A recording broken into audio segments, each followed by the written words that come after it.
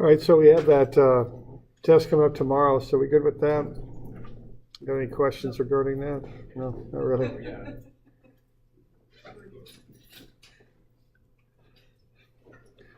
One other thing on that, typically on this test, I'll have you work out a couple moments of inertia for torsion, that I sub p, and then you'll use that throughout the test, you know? So it's not like you got to be calculating it every time. I'll have one problem where you calculate a couple of them, then those are the ones you'll use, okay? Just to save you a bit of time, all right? So just be aware of that. Just calculate it once, and you can use it. The shafts will all be the same diameter, you know? Yeah. I have one question. Yeah. On this 261, it says to label where the maximum shear strain the shaft is. Is that on the end here, or is that at alpha? Let's see. I don't know if that was quite the wording on that, but let's have a look at it. So there's a question on 261. And why don't we just pull it up and have a look? So, you know, it's just better if, to do it that way usually. And we could address it if we want, but let's pull the thing up first, if I can find it. There it is. So we just got a question on number 261, which is down here. There it is.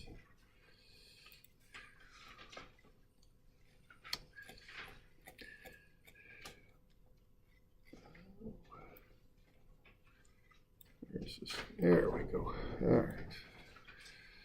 Back up. All right. So, yeah, this one, just for starters, just to answer the thing, all I was wanting was some letters, or Greek letters, I guess would be in here. So the twist in the shaft is B. The maximum shear strain in the shaft is alpha.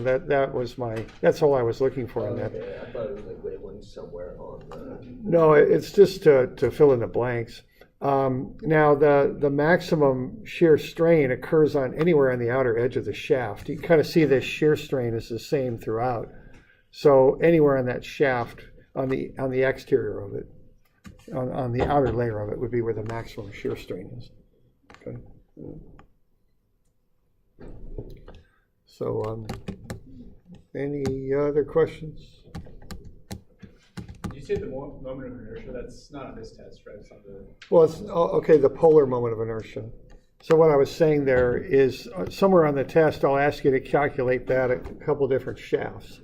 Find I for the different shafts. Oh, gotcha. And then once you've found it, Yeah. I'll use the same size shafts throughout the test. Okay. So don't be recalculating it every time. Gotcha. Just calculate it once and then you've got it. Okay. That's what I mean. And it's just, you know, saving a little time and all that kind of thing. That's all. Okay. All right, and I guess the last little thing, I don't know, just answer what I ask you too. You know, don't make it harder than it needs to be. Sometimes on a test, I'll make things a little simpler, even just because of the time constraints. So, you know, just be sure you're reading what I'm doing and just answer it. Don't overkill it. I mean, you know, don't. Okay. All right.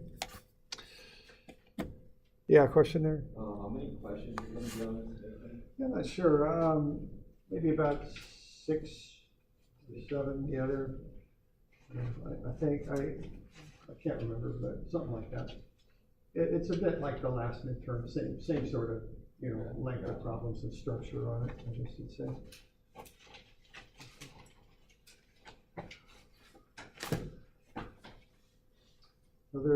Any other questions?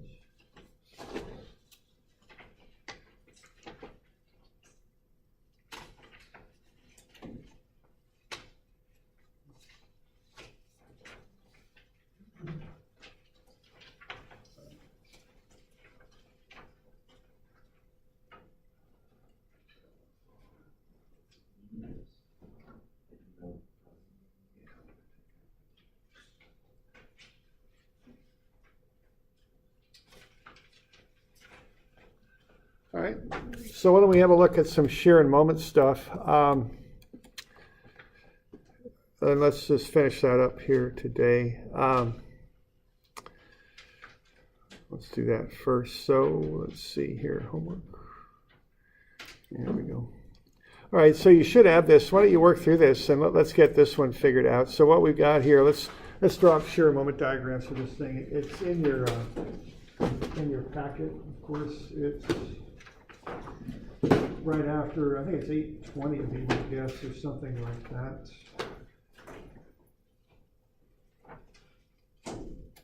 Yeah, it's 8:20.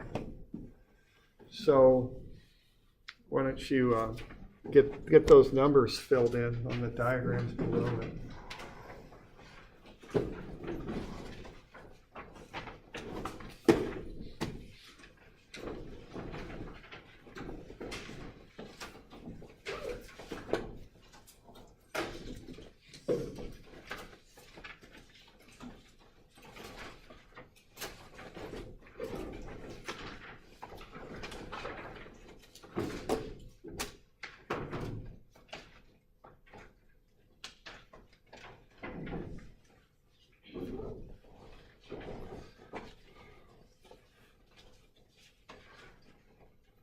So 8:20, 8:20.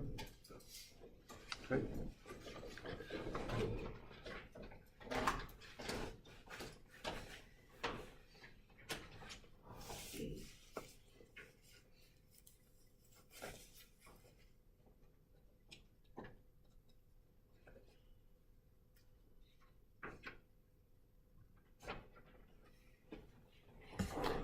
I'll just pause the recording here just to save some time watching it. All right, so wherever you see an area, you want to calculate it. So that's a rectangle, 2 by 2. So that's got an area of 4. Those arrows point down, so that's -4. All right. So keep that in mind with these distributed loads. You follow the direction of the arrows. So when the arrows are down, it's a negative. So that's -4 for that area. Okay. So what that's going to be is a change in shear of -4.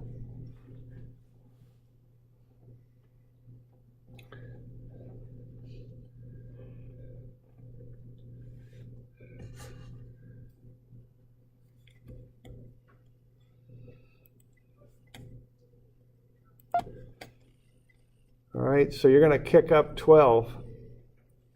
Drop by 4, and that'll be a straight line because that's got a constant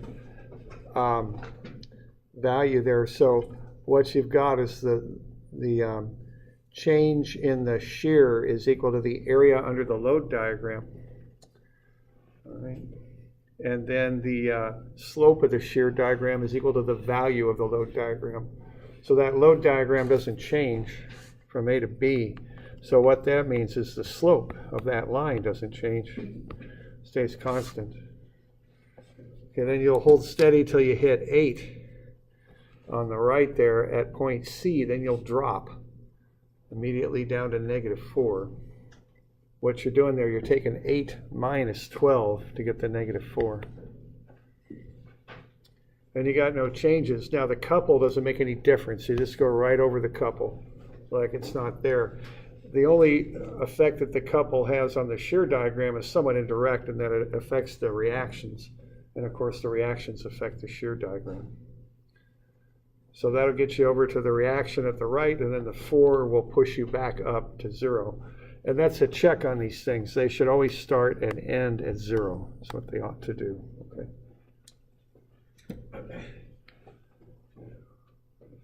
So we all right with that? Okay. And then once you've got that far, you're going to want to find areas here, right?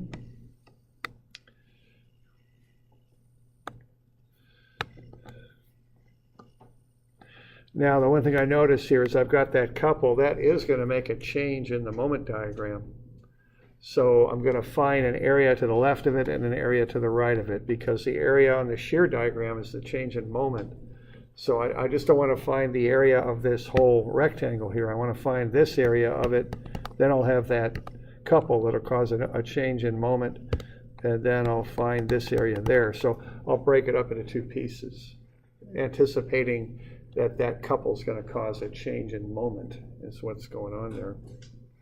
Okay. And so the next thing to do is to find those areas under the shear diagram. And you know, they're all rectangles, so easy enough. Remember, the ones below the line there are negative. And you got a trapezoid there, 12 and 8. The average would be 10. Multiply that by 2. I think that first area is about 20, I think. Okay. and then you can get that moment diagram going after that. So we get those areas, 20, 16, -8, and -8, okay? And once we've got that, what we're going to want to do is apply that to the moment diagram. Okay, so there's your shear. So now you can get what's going on with the moment. So the change in moment is the area under the shear diagram. The slope of the moment is the value of the shear diagram. So this first little run here is curved, okay? So that's a curved line. The slope changes from 12 to 8, okay? So it flattens out, so it's concave down. It goes up by 20, so from 0 up to 20. Then it goes up by 16 more, because these are changes in the moment diagram. Then it drops by 8. So that gets you to 28 right there. And then you've got that couple. Now that couple is counterclockwise, so it's positive. But if you kind of think about that there, what's happening is you're applying a counterclockwise moment there, okay, to the shaft, which I guess would be something like that. So, or the beam, I should say. So what the beam's going to do is react, and it's going to react in a negative way. So that positive couple causes a negative change in moment. It drops by that amount because it's reacting to the applied couple. That gets you down to 8, and then this last little bit of area gets you down to 0. Okay. So that's the deal with that.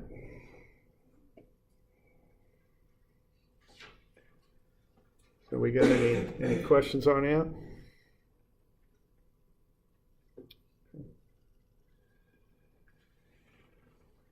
So this is the way to kind of knock out simpler loading diagrams. Just generate these shear moment diagrams, and then you can design beams and things using those. Okay.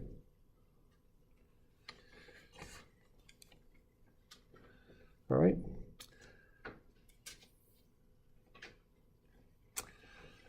Let's run through one of those. Now let's see. Now for homework, I'll make some more stuff due on Friday. So what we got going on for Friday for homework is a couple of equation problems already, 332 and 333. Those are due this Friday, okay? And I'll get you some shear moment diagrams also. So I think what I'll get you is 341, 342, and then I'll give you this one, 345, which is a handout in class. It's also available on Moodle, okay? The Moodle downloads has this, the homework downloads. Now, for those of you here in class, I've got a copy of it, okay? So why don't I give this to you while I'm thinking about it?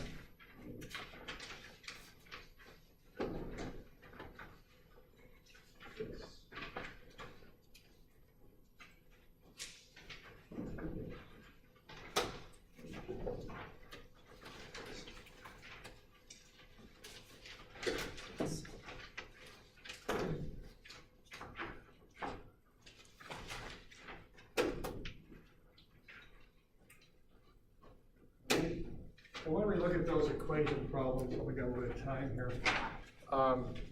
So we'll look at the 332 and 3. Why don't we look at those while I'm thinking about it here?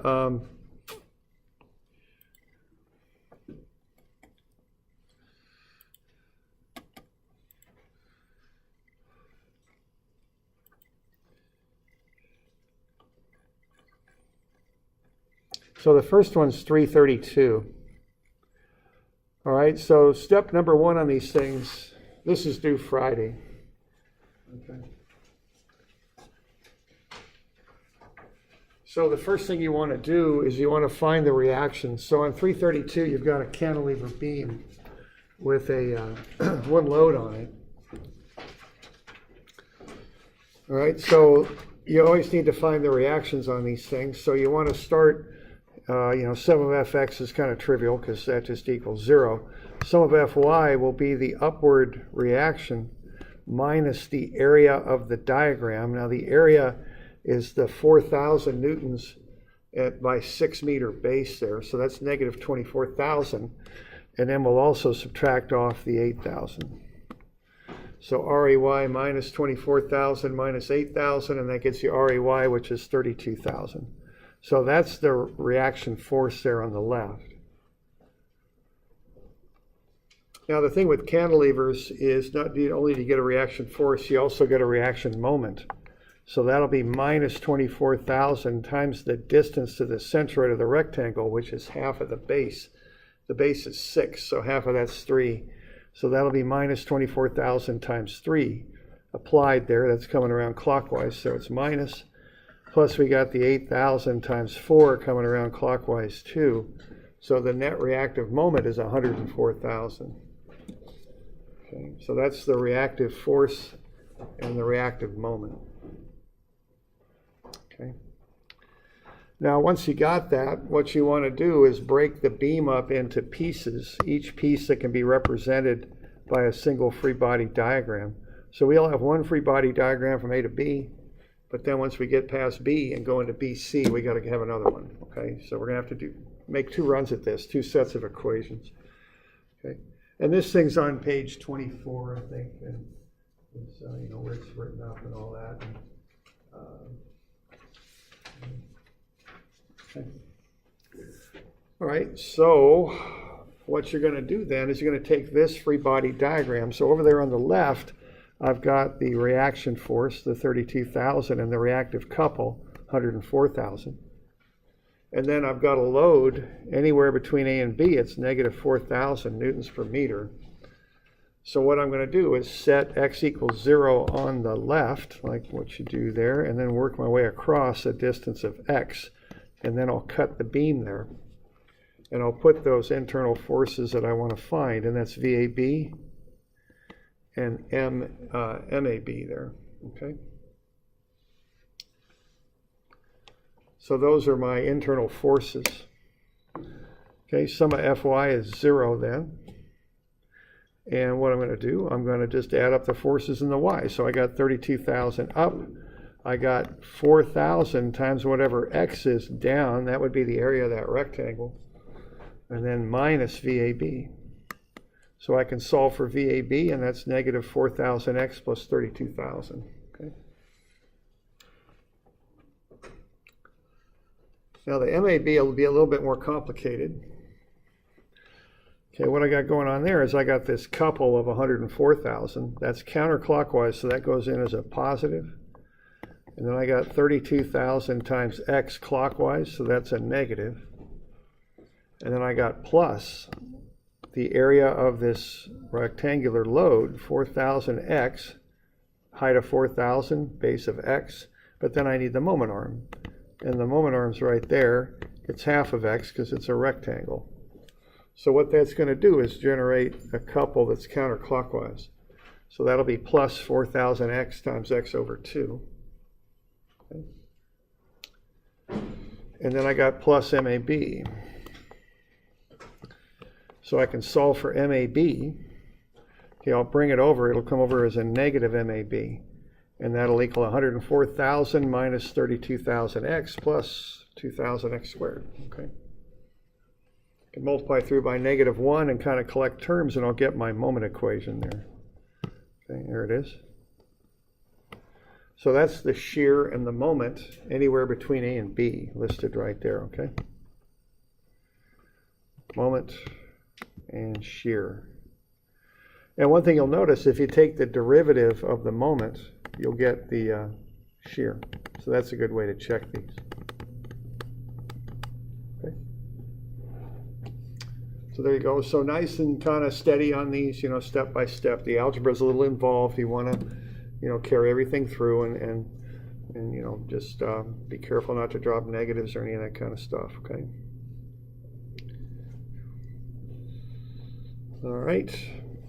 Now, once you get past that 8,000 Newton load, you get into another free body diagram because you have to include that. It's not the same free body diagram as on the previous one, okay? It's different. It's got the same reactions on the left. It's got the 4,000 Newton per meter distributed load, but now you got to pick up that 8,000 downward. All right, so you do the same business here. So sum of Fy is 0, 32,000 up, 4,000 times x, that's the area of the rectangle down. Got to throw in an 8,000 down there, and then minus VBC, solve for VBC, and there it is. Negative 4,000x plus 24,000. So you notice you get the same sort of equation as before. The one for ABC is pretty much like the one for AB, with the exception that instead of 32,000, now you got just 24,000, a little bit less, okay, because of that 8,000 change. All right. Okay, now the moment about the cut, okay, again, real kind of steady on these. So what do we got? We got 104,000 couple counterclockwise. We got 32,000 reaction times the moment arm of x. That'll come around clockwise, so that's a negative. So the 104,000 is counterclockwise. It's positive. The 32,000 is negative. We got the area of the rectangle, which is 4,000x. So that's pushing down like that.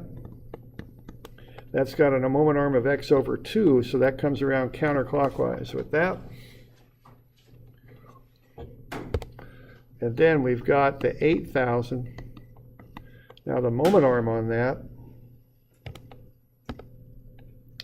is x, but then we've come 4 back.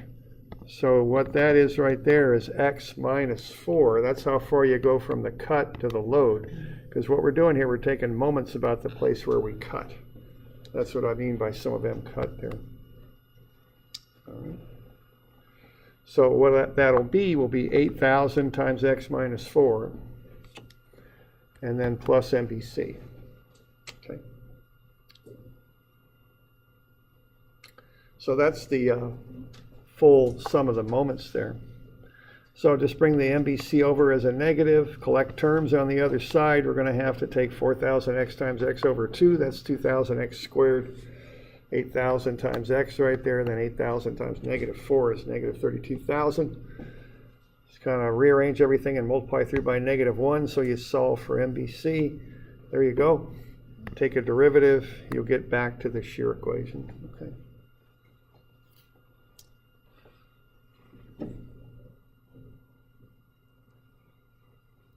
You got any questions on that one? Doing all right?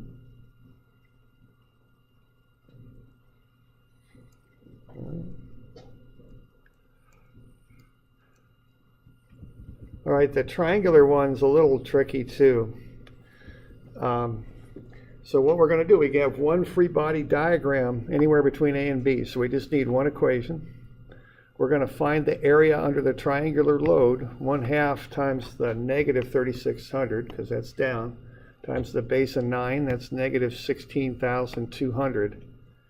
And that'll be applied right about there, 1/3 of the distance from the right angle, which is 3 meters right there. So that's 16,200 down times 3 meters. That's clockwise, so it's negative. And then you got RB here and RA here. So plus 9 RB. That'll get you RB is 5,400. You could then solve for RA, and that's 10,800. So those are the two reactions. So 1/3 of the total loads at B, 2/3 at A. Okay. All right, now this is going to get a little bit involved here, but what we're going to do is we are going to make a cut at some arbitrary place between A and B, and when we do that, we're going to get a load diagram that looks like that, okay? It's a trapezoid. The high point there is the 3,600, which is actually negative here. We're going to work our way down. Now, I think what we want is the slope of that line to figure this stuff out. And what that's doing is that's dropping 3,600 over a run of 9. So that's got a slope of 400. Okay. And actually that's negative, I guess you could say, because the line's going down. So if we start over here at the left and measure over a distance of x, what this is going to be is 3,600 minus 400 times whatever x is. That's that height. Okay. So then what you want are the heights of the triangle and the height of the rectangle. All right, this is 400x here. That's the height of the triangle.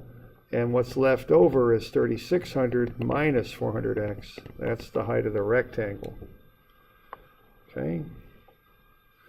So when you get those areas, then what? We got 1/2 times the height of 400x times the base of x.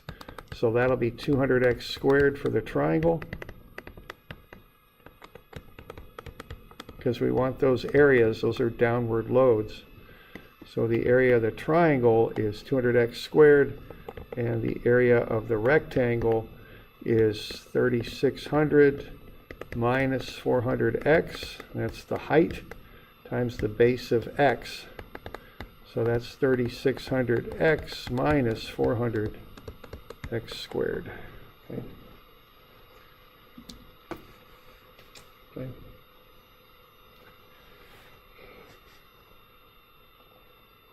So we want those areas, because the areas of this load diagram are the loads that are pushing down. Okay. So as you work your way across a distance x, those are the two areas based on that slope. So we start with the slope. We figure out how far that line's dropping as you work your way across a distance x. Okay, so the slope, the total drop is 3,600 and a run of 9, so it's dropping 400 every meter there. So the area then, so what that means is if we come over a distance x, this peak here has dropped by a total of 400 times x to get down there. So that gets you 3,600 minus 400x. Okay, that's the height there. On the left, the height of the triangle is how far you dropped. It's 400x. The height of the rectangle is what's left over.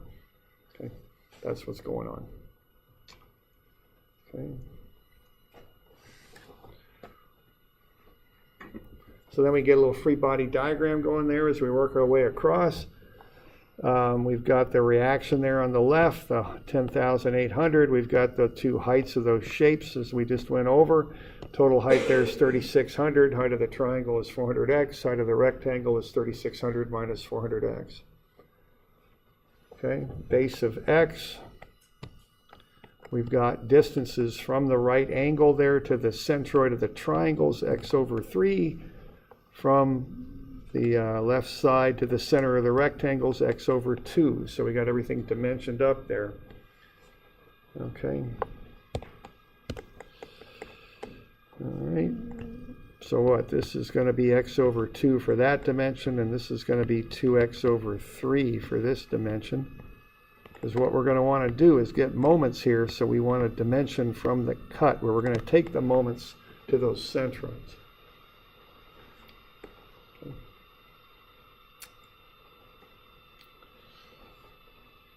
All right, so there you go. So what we want to do then is get these areas. The area of the triangle is 200x squared, and the area of the rectangle is 3,600x minus 400x squared. Okay, as we covered that there on the previous slide.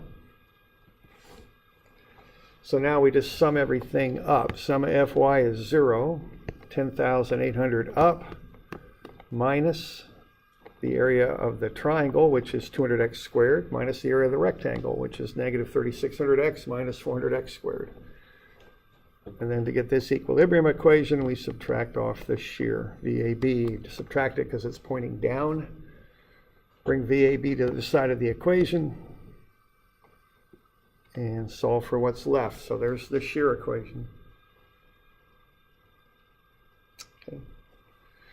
And then the moment equation, we take moments about the cut typically. So we take moments about that big blue dot there where we cut the beam.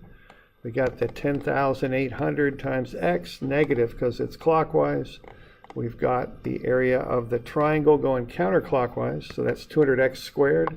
The moment arm of that is coming from the vertex of the triangle there is 2x over 3.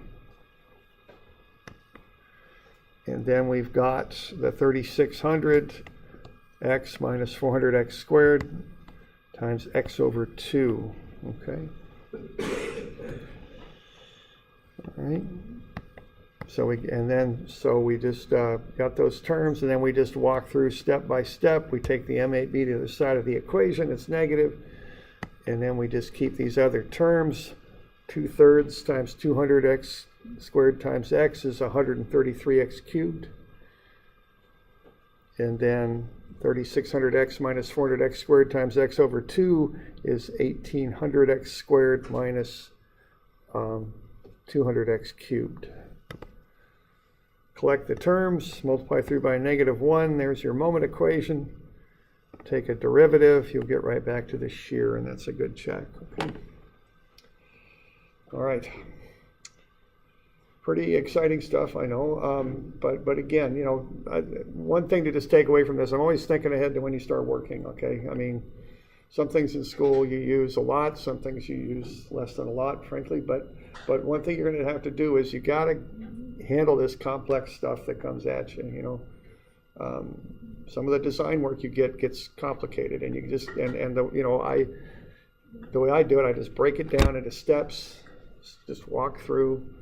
I don't rush, because rushing actually wastes time, because when I rush I make mistakes, and taking the time and doing it right, it takes a lot less time and effort than making an error and having to go back and find it and work back through. Okay, so it's a good skill to kind of get, even though you're tired now at this point of the term and you've got too many classes going on and all that, but still have that mental discipline to do this, because I hate to say this, but when you're working, it's going to get worse, okay?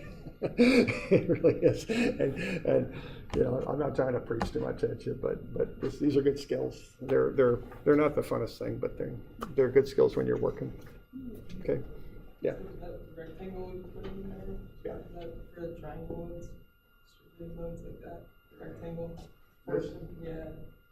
How do we get to that? Okay, the way we got to the rectangle is what we're doing is we're working our way across the triangle at some arbitrary distance. And that's the technique here, is you take your shape and you draw a free body diagram for it. And when I just start clean here, draw a free body diagram that represents anywhere along the interval you're looking at. So we're drawing this thing up to represent any place between A and B. And actually, if I was smart, I just would have done this. It would have been easier. But okay.